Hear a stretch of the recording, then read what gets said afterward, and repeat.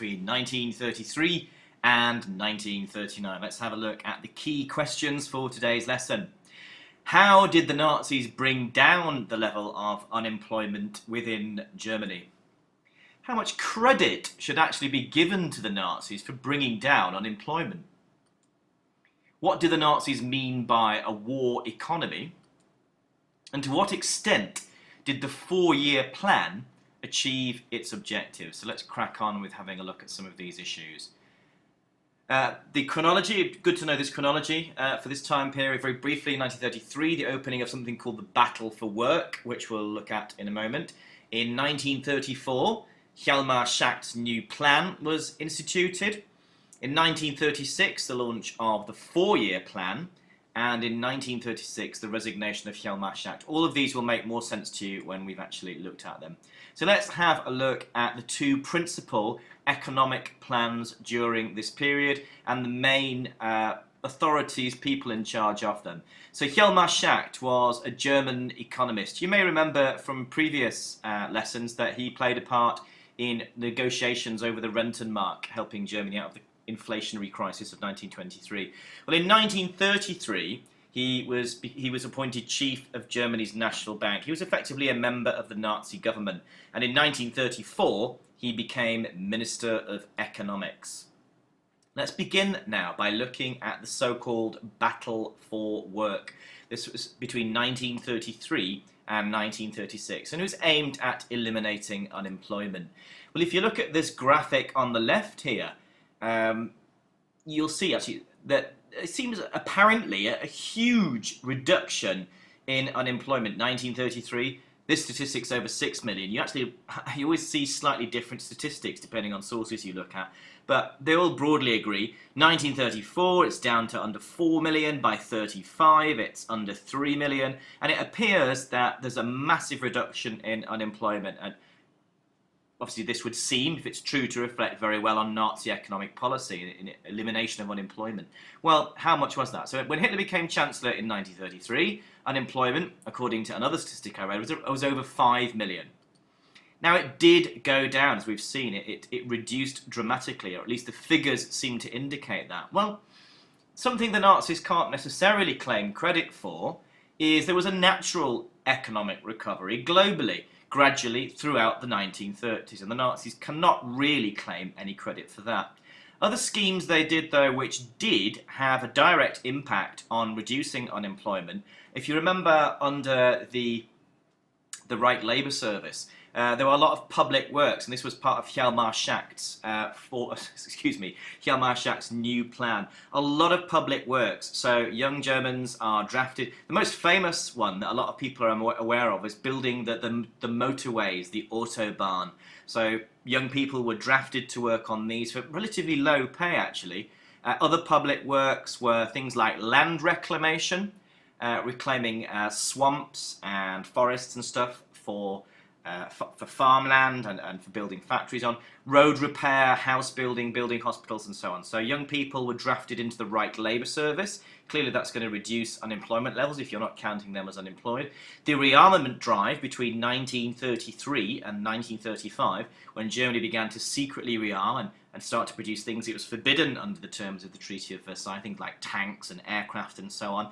That obviously created a reduction in unemployment as people went to work in the expanding armaments industry. Interestingly, that was actually paid for with something called MIFO bills. Basically, Germany was forbidden to expand its military in those respects. It was forbidden to build up aircraft, submarines, tanks, military vehicles of that nature. That was actually forbidden. And to hide the spending on this, Hjalmar Schacht came up with these MIFO bills, which is basically a way of paying manufacturers with these MIFO bills, which they could later on, after some period of time, cash in with the German central bank, therefore sort of hiding the expenditure within Germany on the armaments industry. In other ways, though, so Schacht's public works and the rearmament industry, conscription within the army, they do reduce unemployment in that level, but in other words, they're sort of doctoring the statistics. They're playing a game with the numbers. They're duking the stats. they're hiding things, but by fiddling the statistics. You don't always believe statistics. Women, for example, were not counted as being unemployed if they were out of work. The idea being, theoretically, they should be out of work. They should be in the home. Jewish people, if they were unemployed, were not counted either. Furthermore, as we've already said, the right labour service, between the ages of 19 and 25, every German male had to engage in the right labour service for 6 months, and they weren't counted as unemployed. Although really, this is not full-time, long-term work. It's poorly paid service for the state. Rearmament and conscription are also obviously reducing unemployment, but the spending on this is going to be unsustainable in the long term. Let's have a look at Schacht's new plan of 1934. So this is a grand economic strategy aiming to help Germany develop a healthy economy. Now, the battle for work, which we've just described, did entail problems. It resulted in some problems. One of them was the rearmament industry, which we know is expanding, required the importing of a lot of raw materials for the factories, iron ore, etc., to produce the weapons and materials required to wage war. Furthermore, exports from Germany were struggling due to high tariffs internationally, which had squeezed trade and lowered trade globally.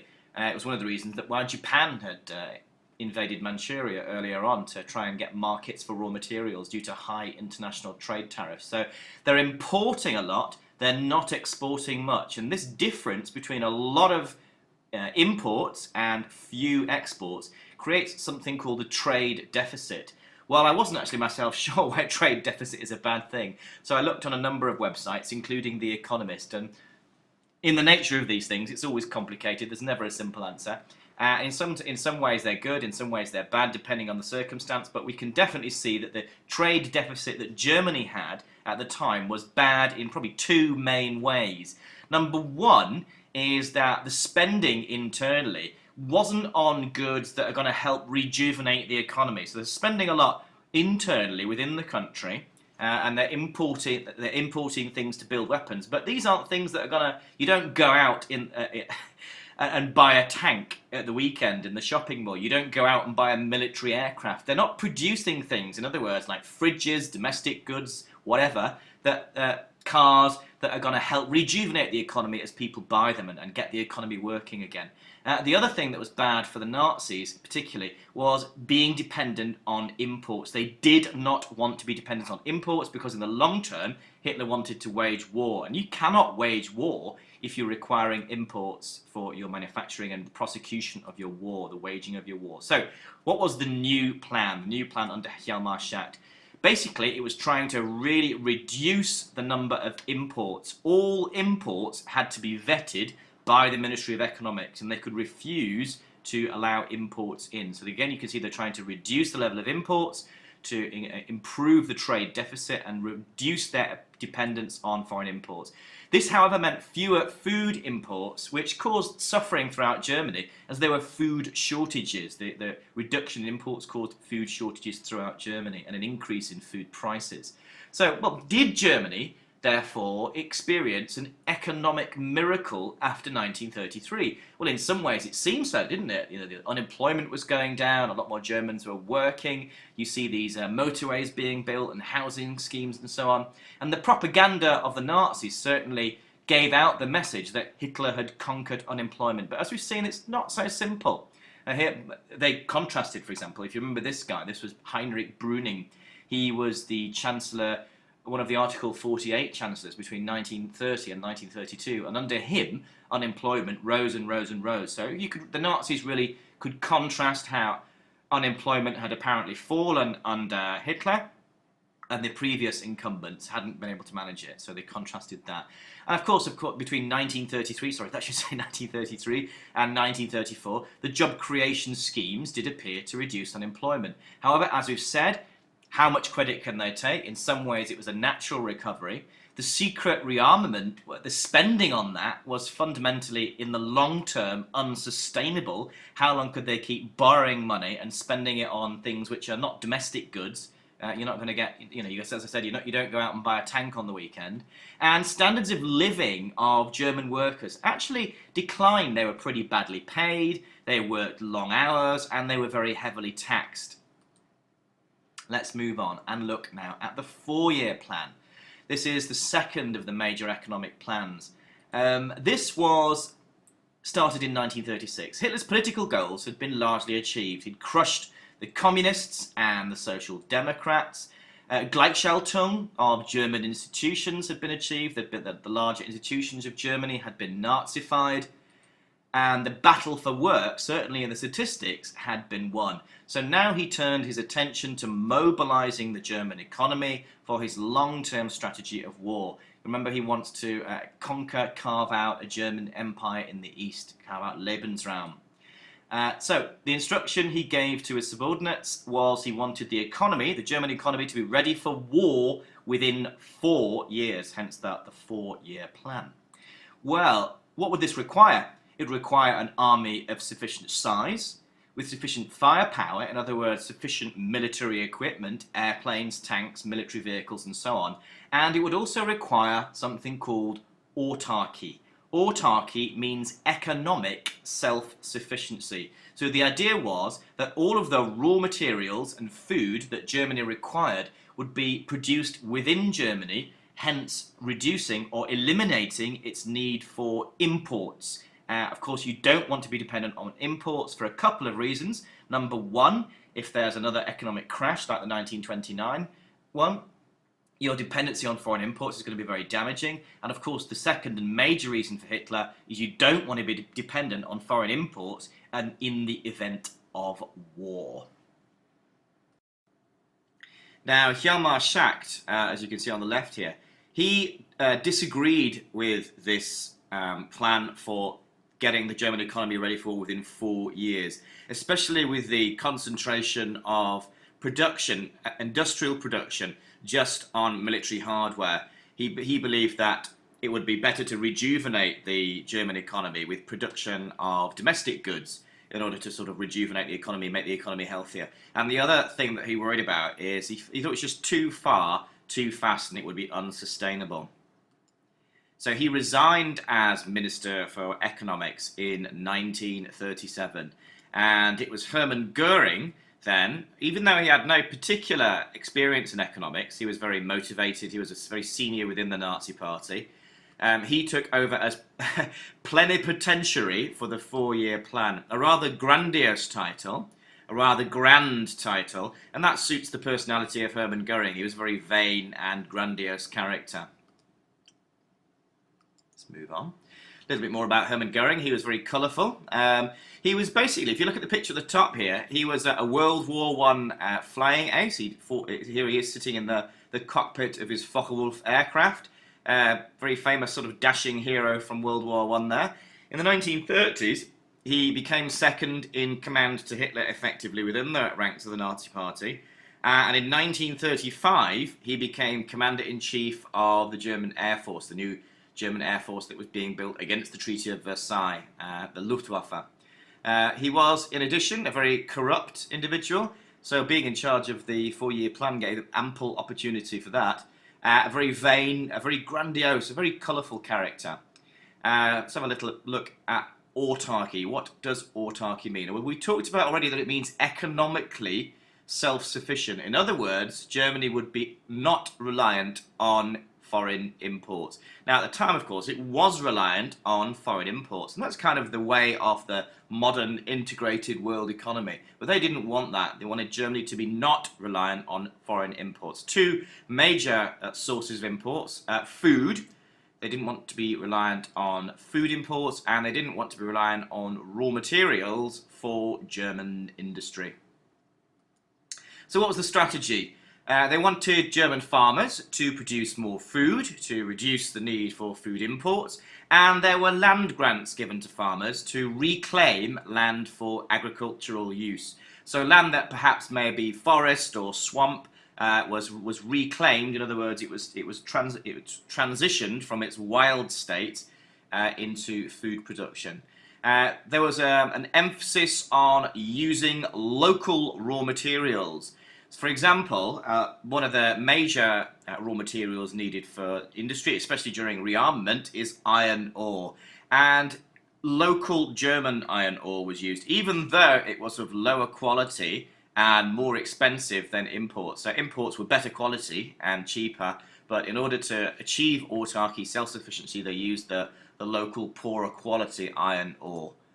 They were going to develop synthetic alternatives. This was the strategy to things which were, there's no way that, they simply didn't exist because of the geography in the long-term geology of Germany. So they wanted to make synthetic. The word was ersatz. Ersatz means synthetic. So they wanted to produce oil, motor oil for propelling tanks, vehicles, etc. from coal. Coal was relatively abundant within Germany. They wanted to produce ersatz rubber, synthetic rubber. Again, a huge raw material that's needed, especially if you are producing lots of vehicles, etc. And they also wanted, in terms of the skill pool within Germany, not to be dependent on foreign labour. So there's a lot of labour retraining in essential skills. Let's have a look now at the relationship between the Nazis, their management of the economy, and big business. Remember, although in theory they were anti-capitalist, in practice they essentially weren't. So companies that did cooperate with the Nazis did make a lot of profits initially. For example, IG Farben, the chemicals giant. Remember, right back since the 19th century, Germany has been a world leader in the chemical industry. They get big contracts for making synthetic motor fuel and synthetic rubber. And in a much more sinister and scary way, they are also the company that made Zyklon B, the gas that was used in the horrors of the death camps to gas thousands, hundreds of millions of people. Now, sometimes big business didn't cooperate, and this is, I guess, an extent to which, although the Nazis were to an extent a totalitarian state, Nazi Germany, in other ways it wasn't.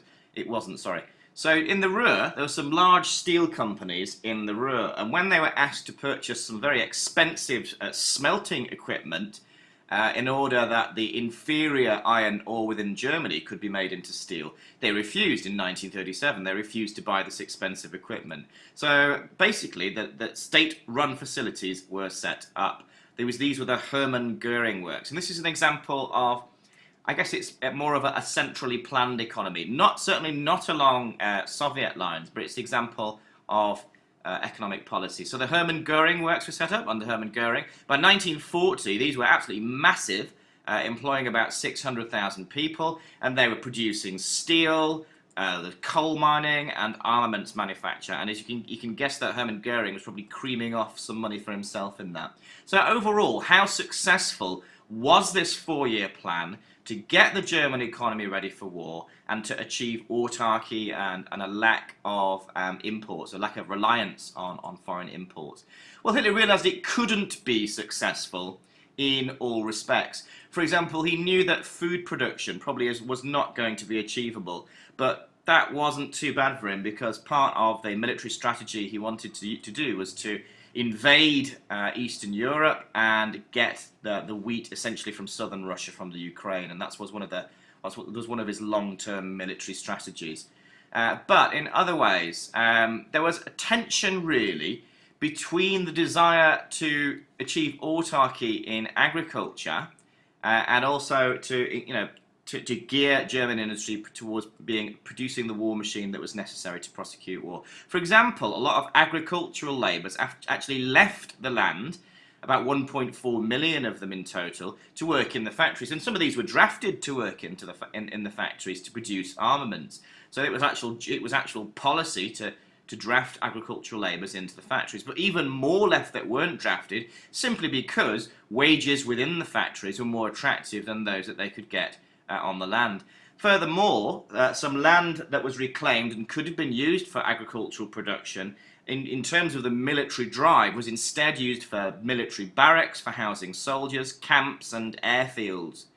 Furthermore, in an attempt actually to make life better for farmers, in 1933 the Reich-entailed farm law meant that farmers could only will their entire farm estate to one son. The idea was to preserve the integrity of the farmland and make it sort of economically viable, that you could live off it. It wouldn't be split up into small pockets, which would be not sustainable economically. What that meant, though, was if farmers had more than one son, then the other sons would often leave the farm and go off to try and work in factories. So it had kind of a counterproductive element to it as well for the Nazis. Well, what happened in terms of steel production? It did increase local steel production, but less than expected, not to the extent that they wanted under the Four-Year Plan. What about synthetic materials? If you remember, they were producing ersatz, motor oil and rubber. Well, the rubber was quite a success. That they basically met almost their entire plan, their entire expectations of rubber production. That was a reasonable success. Motor fuel, though, was much less of a success. They did not produce the extent of motor fuel by quite a long stretch that they would need in order to prosecute that war. Furthermore, this massive spending on armaments, remember they're spending it on military hardware, which is not going to be bought by domestic consumers, and it's not going to rejuvenate your economy. There's a massive budget deficit. This is unsustainable in the long run, and clearly what they're hoping, the strategy that Hitler's hoping, is that by conquest they're going to make up this budget deficit. But in 1939, on the eve of war, they're still importing 1/3 of the raw materials that's necessary for German industry. So not fully achieved. Definitely, we'd say partly successful. Okay, I hope you've made some good notes there, some useful notes, and see you in the lesson.